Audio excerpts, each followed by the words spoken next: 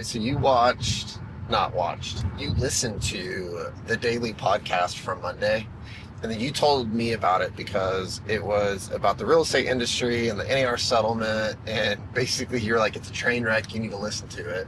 Right.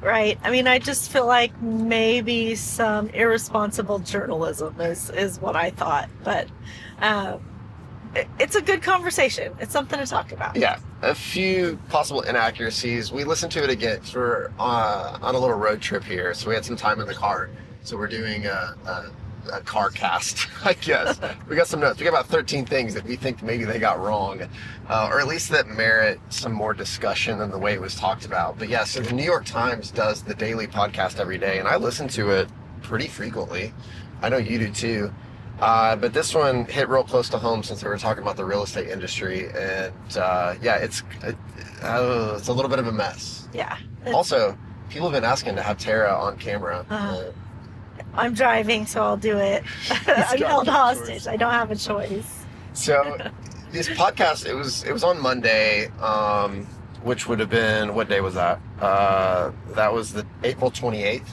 You can't go back and listen to it on Spotify or Apple Podcasts at the moment, but you can actually listen to it on YouTube. If you go to the daily on YouTube, otherwise it's like for subscribers only. So you have to like subscribe to New York Times podcast. So if you want to check it out, we do recommend you go listen to it. YouTube might be the best place to do that today, unless you subscribe to their podcast thing or whatever. Be warned, it might get you fired up, but that's okay. It's a great listen. It's a good listen. It's good to know. It's good to know because if for no other reason, then we need to know what's being said out there, right? Because you're going to have buyers and sellers that are asking questions about this stuff because this is what they've heard. Right. And the perception is just, is this truly the perception of our industry, or is this just this one podcast? Yeah. Right? Is it isolated? Yeah. And the Daily is I checked this, it was the number 3 ranked podcast on both Apple Podcasts and Spotify. So this is incredibly popular podcast. Yeah, it's a podcast that I listen to. Yeah.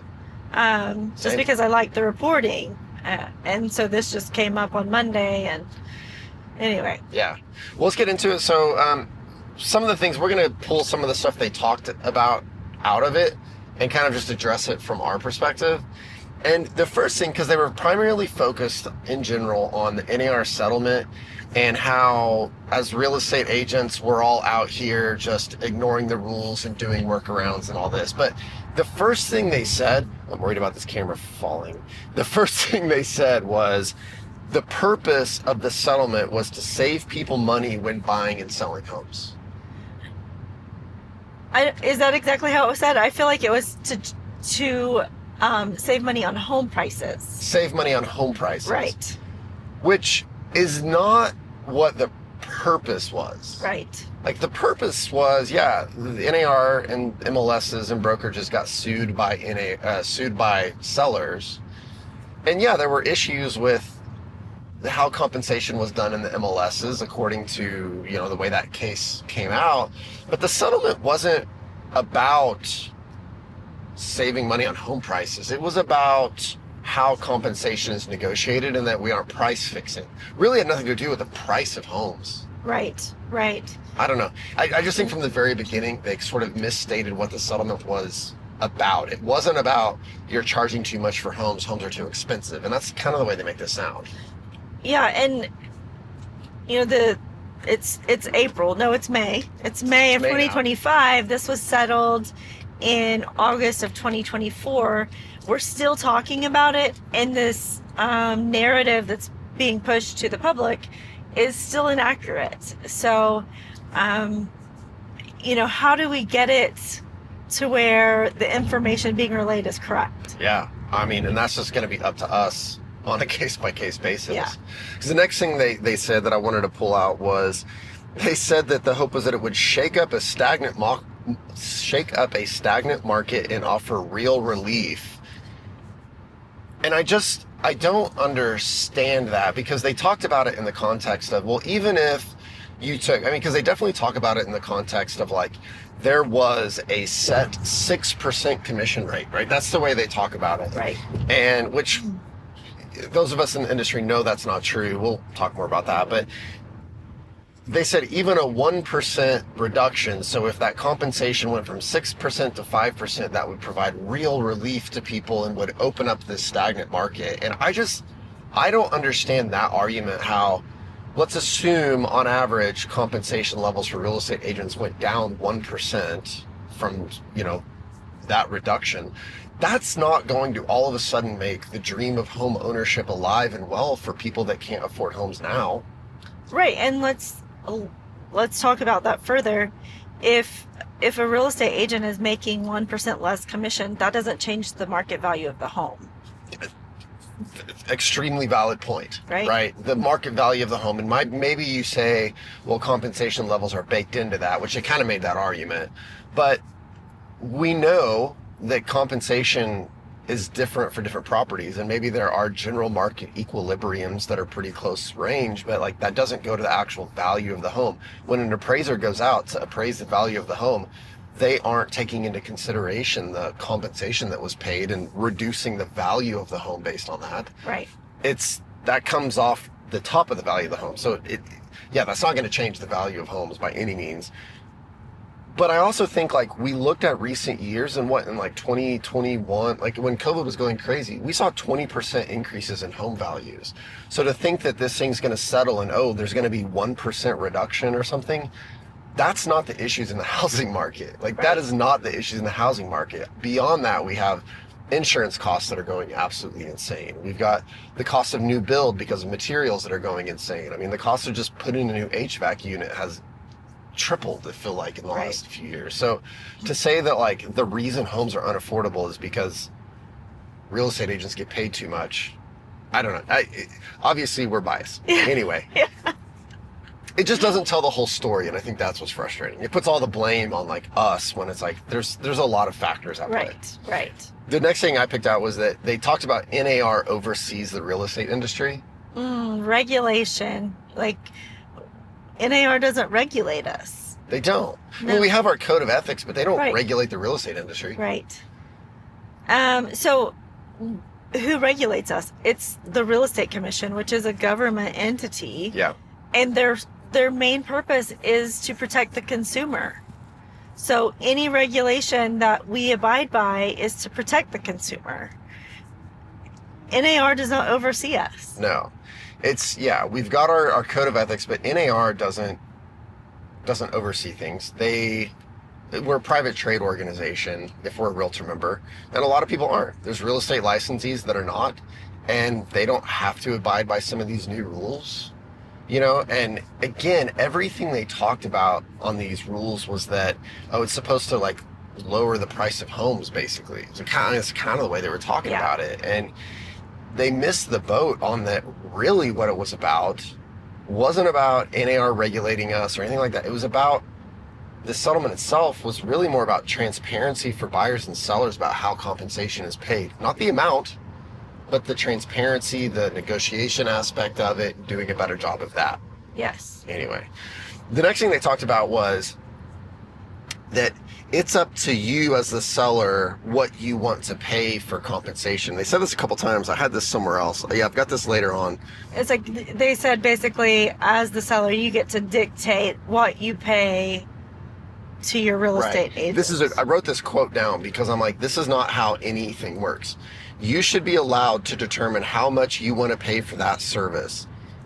The industry isn't allowing those conversations to happen. So like, you as the seller should be allowed to determine how much you want to pay for the services. And like, I mean, sort of, but I don't get to walk into the grocery store and tell them how much I'm going to pay for a tomato. Right. I can choose which grocery store that I patronize, but I don't get to tell them what they are going to charge me. Same with any industry. Right. Like, I'm an attorney. You don't get to walk into my office and say, oh, you charge $300 an hour? Well, I'm only going to pay you $150 an hour. I mean, you can ask.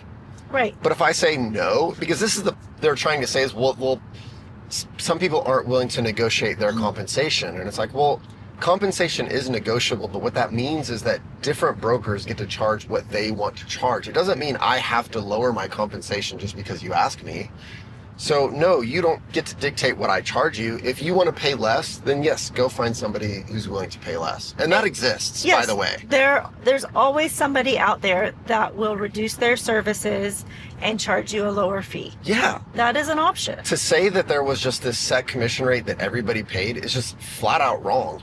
We know we've got, and one of our members is a broker that charges $899 flat listing fees to list your property. Yep. And that existed before the settlement. We lost a listing one time because they said, well, this person was willing to list the house for 1%. I was like, cool, then go with them. Yeah. We're not can't willing. do that. Yeah, we're not willing to do that. They are, so we didn't get that listing. And that was before the settlement even. So to say there was some set commission rate was just flat wrong. I mean, that just is inaccurate. But also, like, again, we as a consumer, you don't walk into somebody's office and say, here's what you're going to pay me. And to say that that's how it should be, I think is that doesn't make sense. That doesn't exist in any industry. Instead, yeah, you got to shop around and find the person that will fit what you want. If what you're wanting is unreasonable, then you're going to learn that over time. But I think the problem they're running into here is they're like, oh, well, I shopped around. No, you talked to like 2 or 3 different people. You didn't go find what it was you were looking for. Right.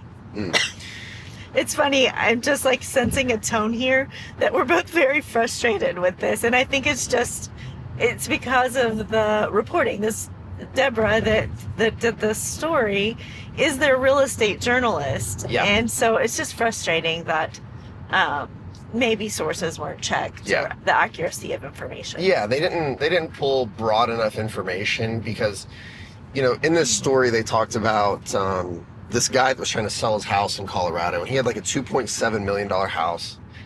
And what he said was he tried to find an agent. He said, I interviewed multiple agents, but I couldn't find an agent who would list my house below 2.5%. Yes. On the seller side. And then they also wanted to give 2.5% to a buyer's agent. Right. So 5% was the total compensation is what he said. And I was like, that, and they talk a little bit about, I don't understand that because I jumped on Google and found multiple different offices that would do flat fee listings in Colorado. Right, because he brings up that he tried to just get it put in the MLS on his own and he wasn't able to do that, whereas there are definitely flat fee services. So yeah, I think that's a interesting statement to make because to me that's like, well, you didn't do enough due diligence to find the service that you wanted. Like that service exists, and I think this is the problem is that yeah, there's the majority of the industry does things pretty similarly, but there are people who don't. We just covered a couple of examples. We've done that. We've done flat fee, entry only MLS type listings. Like that business exists. And like, just because you didn't find it, I mean, I Googled flat fee listings Colorado and like, they pop up, right? So I just think this is confusing consumers when we're not telling the full story when these services and options absolutely exist. Telling the full story or asking the right questions. Yeah. Yeah. Yeah. They also talked about, they spent a lot of time talking about the great workaround, I think is what she called it, was the great workaround. And they shared a couple of examples that I just frankly think are absurd. So what they were saying was, okay, the settlement happens, and then we were hearing stories, is sort of what it was said. We're hearing stories of agents doing things to work around because now I can't put an offer of compensation in the MLS. So what they did was they put 3 cookies on the kitchen table so you knew that that was a 3% offer of compensation. Or they played a movie during an open house that had a 3 in the title. Right, they said 3 amigos. Something ridiculous. Yes. And I just frankly think that is BS. I mean, if you're in my open house, I'm going to say to you, the seller is offering compensation if that's the case, right? There's no need to be discreet about it or try to be, right, sneaky or do the great workaround. The great workaround, like, and yes, we're changing the way we do business, right? Where I think it is becoming more transparent as people start to figure this out, where, the reality in most marketplaces that I'm seeing, it's not like this everywhere, but the seller and the listing agent are sitting down talking about compensation. If the seller wants to offer it, great, but it's the seller offering it, and that gets negotiated in the contract, right? And so I think we're moving in a better direction Right. that's more transparent for consumers. But this idea to go on this podcast and say, oh, you've got all these agents out here that are doing things like putting the movie Three Amigos on TV during the showing to show that there's a 3% compensation being offered is just nonsense. And not to mention, if I walked in, like, I'm supposed to think about the movie that's on and what the name of it is to read it. I just frankly think that is a BS thing to do as a journalist. Like, that just to me is absolute nonsense. And are there people that were joking on social media about that right after? Yes. Was anyone really put the number of cookies on the table? Like, okay, so if I eat a cookie, does the compensation come down? Like, what are we talking about here, Yeah. It's frustrating to hear these things because we know that that's just simply not true, right? Well, and I think I want to build on that a little bit. In the same statement, the story talks about the great workaround, and the cookies and the movie, but then she's like, or they communicate the compensation via traditional means by email or phone or text message. Like, that's scandalous. Well, that's what realtors do. Real estate agents do on behalf of their clients, is they gather information so they can negotiate on their behalf. Like, Right. It's just communication. Absolutely. And the reality is, I mean, obviously we go all around the state of Oklahoma, and everything that we're hearing is sellers like the transparency. I've been told that the buyers like the transparency, that everybody feels like they have a better understanding of what's going on, that some sellers are wanting to offer compensation, some aren't wanting to offer it, but they're willing to negotiate it. Some aren't even wanting to do that, and that's okay. Like, everybody gets to decide how they do it, and that's what's actually happening out there. And yes, maybe some agents out there haven't quite grasped it yet, and they haven't worked through the right conversations to have. It's been less than a year. People are still figuring it out, right? I mean, that's going to be a learning point, but again, this is not a nefarious thing where they literally use the word nefarious in the workarounds that people are doing. And no, we're just trying to negotiate things, gather information, and to couch that in terms that's like, we're a cartel doing something nefarious is just like, I just don't think it's very accurate. They talked a lot about the rules, and they misstated the rules, because they said the rules were intended to say that the seller pays their agent and the buyer pays their agent. And that's not what the rules say, and that's not what the intent of the rules was. Right. It was intended to say that the buyer and the buyer's agent should negotiate that buyer's agent's compensation. But it was even the Department of Justice, who's been investigating all this and involved, they from the very beginning have said if the buyer wants to ask the seller to pay it, they can do that in a contract term, which is what we're doing now. It's just negotiation. Yeah. Right? It's just good negotiation. Yeah, but it's never been where like the only way for a buyer's agent to get paid was from their buyer. That's an option, and that's happening out there in some cases. But the buyer can ask the seller to pay it, and they just don't even talk about this idea that a real component of the rules is that buyers and buyer's agents are negotiating this up front now. They're having buyer agreements. They're talking about it before ever showing houses, and they just don't even mention that. They don't even mention that buyers and buyer's agents are actually talking about this, having these conversations, negotiating it up front. They don't want to talk about that. Right. They miss that. Right. They miss that. What else did they talk about? They talked about some Colorado agents that were doing some inappropriate things, where they were trying, this guy that was wanting to sell his own house, and they were trying to kind of like boycott and freeze him out of the market. And like, yes, that's wrong. It did sound a little messy, but again, we don't have the whole story. Sure. So it's hard to draw a conclusion there, but it did sound like maybe there was some and unethical behavior. Yeah, and I'm like, file a complaint on those people. Right. Like, if that's what's happening, if they are boycotting and trying to prevent somebody who's selling their own house from selling it because they won't like play by the rules, file a complaint against those people. Go to the MLS, the Real Estate Commission, an ethics case, file a complaint everywhere, because we don't need those kinds of people in the industry. Like, Right. yes, there's always going to be people in any industry that are willing to break rules, but that doesn't mean that's a widespread, all over sort of imposition on all of us as real estate agents. That was really, yeah, I agree. If they're doing that, then that's wrong. Right. And they should be dealt with. They should absolutely be dealt with. But it talks a little bit about the Zillow sort of like, where Zillow would basically have one section where if you're listed in the MLS, those listings go. But if you're like a for sale by owner, those are in a different section, so they were harder to find.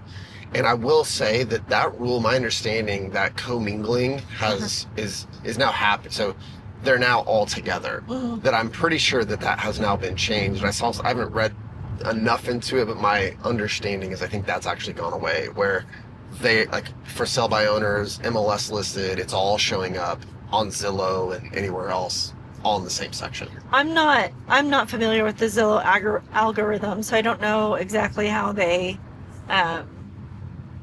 show that data, how those listings come up. Yeah. But I do know that as a FSBO, the data source is different. So Zillow is just a share of data. Right. They house data from MLSs, and then they get data from for sale by owners, whereas they would have to create their own account and input that data, et cetera, and so on. Yeah. So, however Zillow presents that is kind of on them. Yeah, absolutely.